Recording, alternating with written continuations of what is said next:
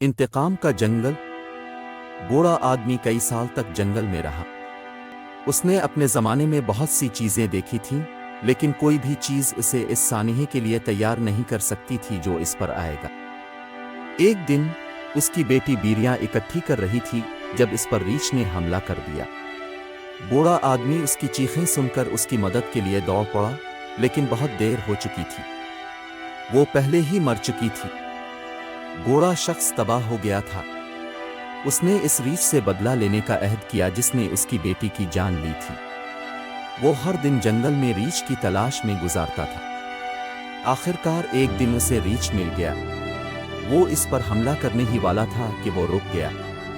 اسے احساس تھا کہ انتقام اس کی بیٹی کو واپس نہیں لائے گا۔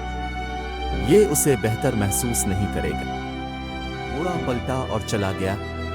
وہ جانتا تھا کہ وہ اپنی بیٹی کو کبھی نہیں بھولے گا، لیکن وہ یہ بھی جانتا تھا کہ اسے اپنا غصہ چھوڑنا ہوگا۔ اسے ریچھ کو معاف کرنے کا راستہ تلاش کرنا تھا۔ بوڑھا آدمی جنگل میں اپنی جھونپڑی میں واپس آ گیا۔ وہ آگ کے پاس بیٹھ کر اپنی بیٹی کے بارے میں سوچنے لگا۔ اسے وہ تمام اچھے وقت یاد تھے جو انہوں نے شیئر کیے تھے۔ وہ مسکرایا۔ وہ جانتا تھا کہ اس کی بیٹی چاہے گی کہ وہ خوش رہے۔ وہ نہیں چاہے گی کہ وہ غصے اور نفرت میں جیے۔ بوڑھے نے آنکھیں بند کیں اور گہرا سانس لیا۔ اس نے آنکھیں کھول کر ستاروں کو دیکھا۔ اس نے اپنی بیٹی کے لیے خاموشی سے دعا کی۔ پھر وہ اٹھ کھڑا ہوا اور جھونپڑی سے باہر نکل گیا۔